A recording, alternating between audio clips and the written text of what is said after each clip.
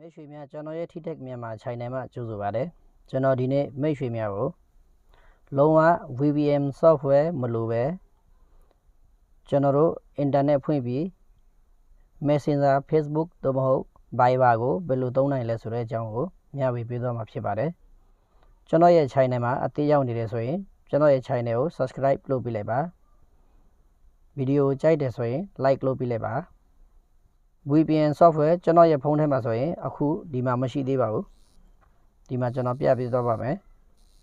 ကျွန်တော်ဖုန်းမှာဆိုရင် VPN ဆိုတဲ့ software မရှိပါဘူးကျွန်တော်မဖွင့်ထားပါဘူး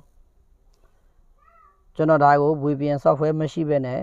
ကျွန်တော်တို့ setting ထဲမှာဝင်ပြီးတော့ဘယ်နေရာမှာ VPN ကိုဖွင့်ရလဲပြီးရင်ဘယ်လိုသုံးရလဲဆိုတဲ့အကြောင်းကိုကျွန်တော်ပြပြသွားမှာဖြစ်ပါတယ်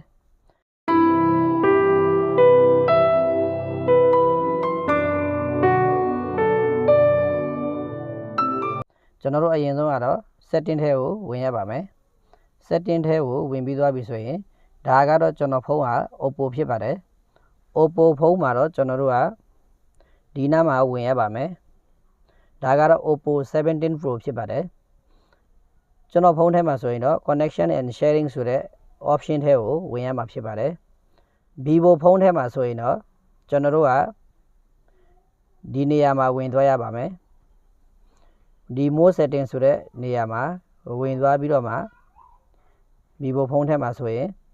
ကျွန်တော်တို့က more setting ထဲကနေဒီမှာ private VSN ဆိုတဲ့နေရာမှာဝင်ရမှာဖြစ်ပါတယ်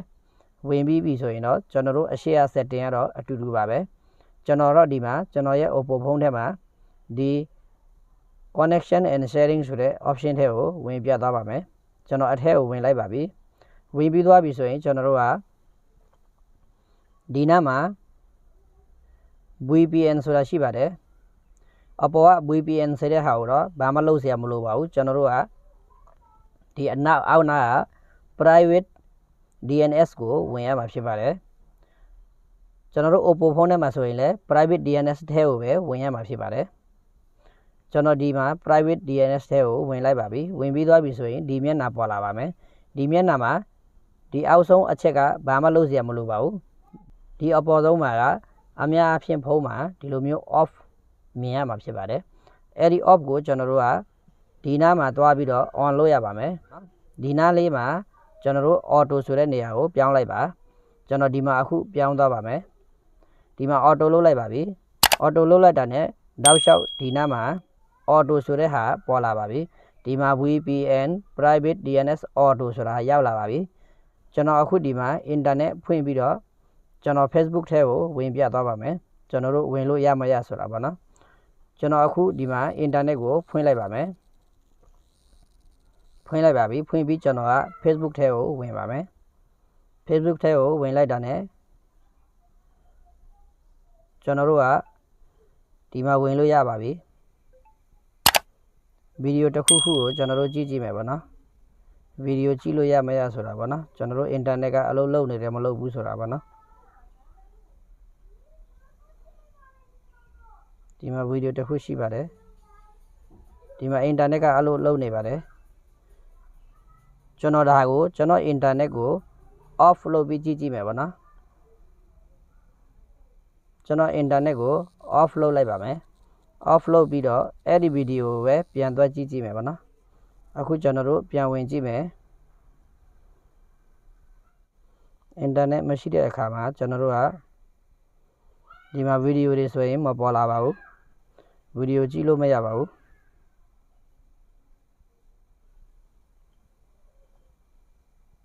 ဒီမှာလည်းဗီဒီယိုမပေါ်လာပါဘူးအခု internet ကိုပြန်ဖွင့်လိုက်မယ်ဖွင့်ပြီးမှပြန်ဆန်းကြည့်ပါမယ်အခု internet တက်လာပါပြီဒီမှာဒီဗီဒီယိုကိုထောက်ကြည့်မှာပါနော်အခုဗီဒီယိုပြန်ကြည့်လို့ရသွားပါပြီကျွန်တော်ဖုန်းထဲမှာဆိုရင်